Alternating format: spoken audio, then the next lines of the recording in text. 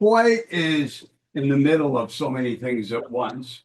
Ask Sam Popkin, a UC San Diego political science professor emeritus who has written extensively on the American presidency to plumb U.S. history for a comparable political time, and he pauses. Possibly Andrew Jackson, and he actually turned out doing some very strong stuff.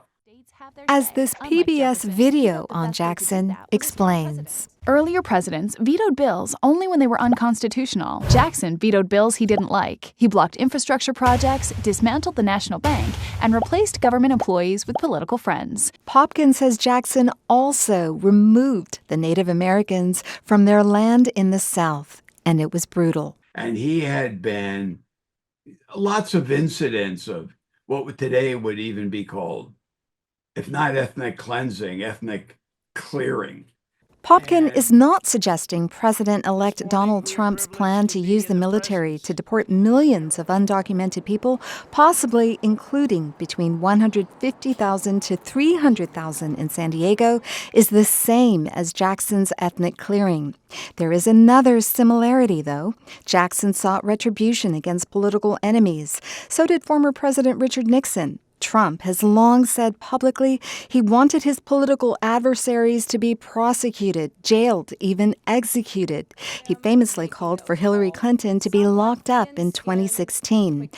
But the era that best informs Trump's next 4 years as president is his first 4 in office, when he wiped out numerous environmental rules, signed into law large corporate tax cuts, and revamped the federal judiciary. He made some important changes in his first administration.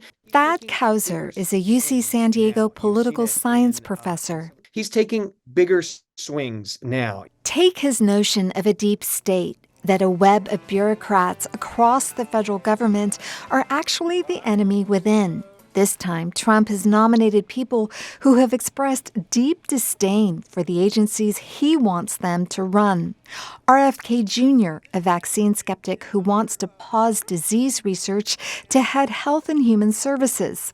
Tulsi Gabbard, described as a Russian sympathizer, as Director of National Intelligence, and Fox News host Peter Hegseth, who has been accused of sexual assault and been described as, quote, an anti-establishment crusader to run the Pentagon.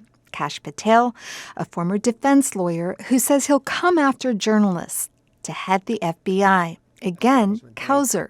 They want to change the institutions or even tear them down rather than just re-steer the ship of state. Neoconservative writer Bill Kristol says that's a requirement for Trump's ultimate goal, total control. Trump wants to call over to the Justice Department and say, you need to look at investigating this person. I want to see the files on that person. He wants to call over to the EPA and say, hey, lay off this guy I know who's being charged with you're investigating possible environmental problems with his companies. Kristol believes Trump will carry out Project 2025, a conservative plan to reshape the federal government in a way that consolidates his power. The plan includes giving the president more say in federal and state prosecutions, implementing mass deportations, and undoing certain civil rights protections, such as barring discrimination in the workplace.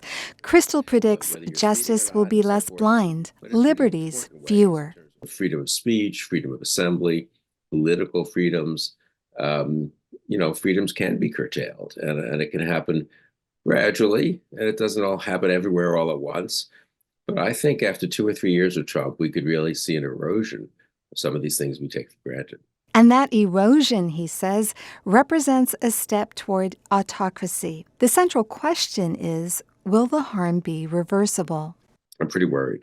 I'm pretty alarmed. He says the country's history has no precedent for where we are now. Amita Sharma, KPBS News.